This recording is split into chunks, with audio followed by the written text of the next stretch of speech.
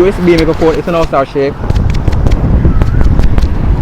นี่คือการทดสอบคุณภาพเสียง External Microphone Lavalier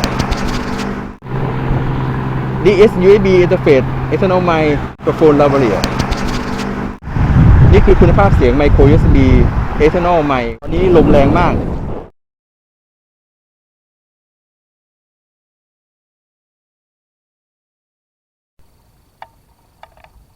นี่การทดเสียง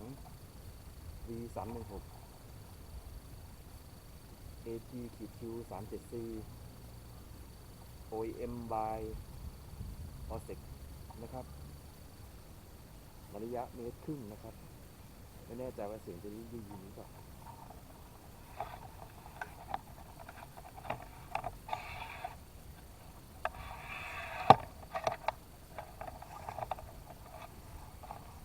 ตอนนี้เป็นระยะมือถือนะ Audio Test 1 2 3 4 5 1 2 3 4 5 1 2 3 4 5 6 7 8 9 10 1 2 3 4 5 6 7 8 9 10เสียงดังขึ้นมานิดนึงนะครับ1 2 3 4 5 6 7 8 9 10 1 2 3 4 5 6 7 8 9 10ในระยะ2 ฟุตนะครับระยะมือถือ2 ฟุต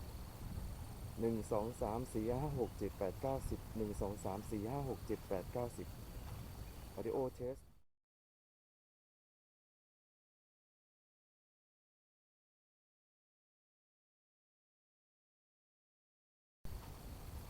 Audio Internal Test Mic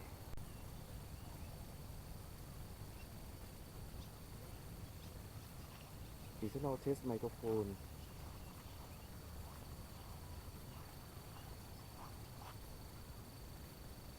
Internal Test Microphone AT-Q37C OEM by OSEC ในระยะ2 ฟุตตัวนี้คือการเทสไมค์ Internal Mic นะครับ1 2 3 4 5 6 7 8 9 10 1 2 3 4 5 6 7 8 9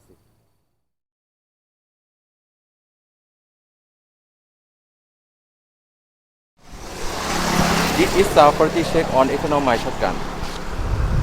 นี่คือการทดสอบไมค์ช็อตกันภายนอก Audio sound check quality on shotgun mic นี่คือการทดสอบคุณภาพของเสียงโดยการใช้ไมค์ช็อตกันภายนอก นี่คือการทดสอบคุณภาพเสียงโดยการใช้ไมค์ภายนอก 1 2 3 4 5 6 7 8 9 10